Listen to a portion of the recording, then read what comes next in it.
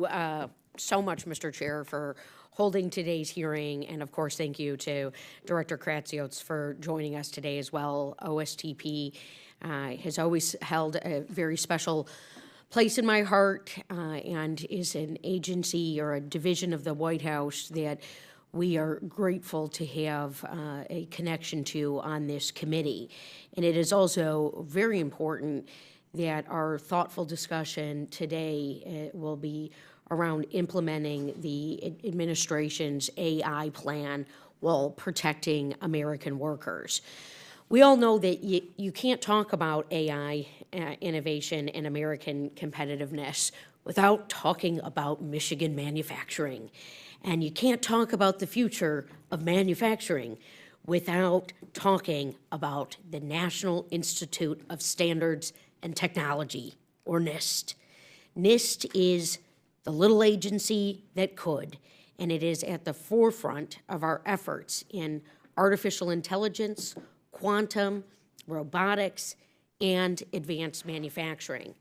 Thanks to the CHIPS and Science Act of 2022 that many of us in this room helped write and pass, NIST is bringing semiconductor manufacturing back to America to develop the next generation of AI chips right here at home. NIST semiconductor work is also critical to the administration's AI plan, and we don't want to see the agency being undermined, something that has long been supported by Democrats and Republicans alike.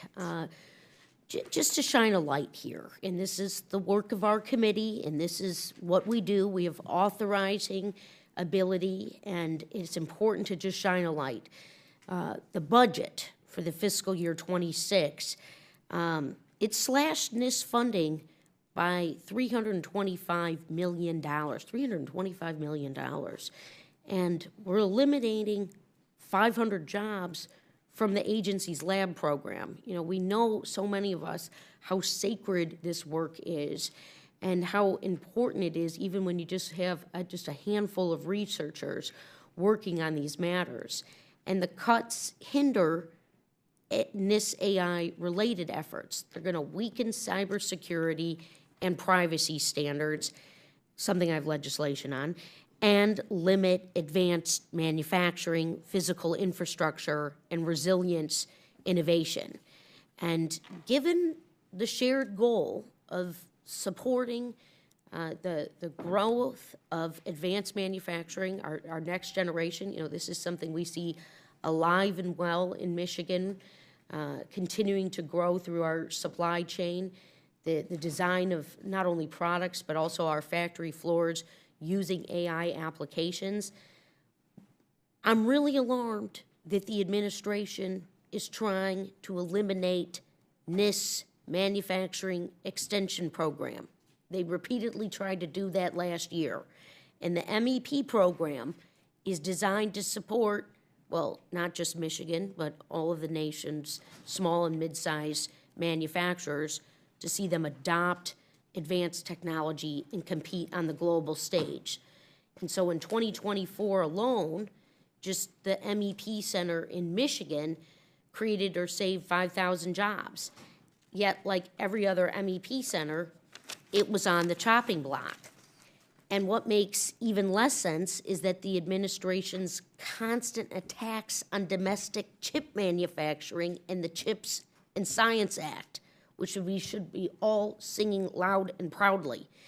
The uncertainty that the manufacturers are facing, despite clear congressional desire to bring chip manufacturing back to America, has been really frustrating. And I was surprised to learn that we're kind of seeing the arbitrarily canceled Semiconductor-Focused Manufacturing USA Institute in December that happened, and that's stalling a lot of progress. So I could go on, but we're losing talent and institutional knowledge.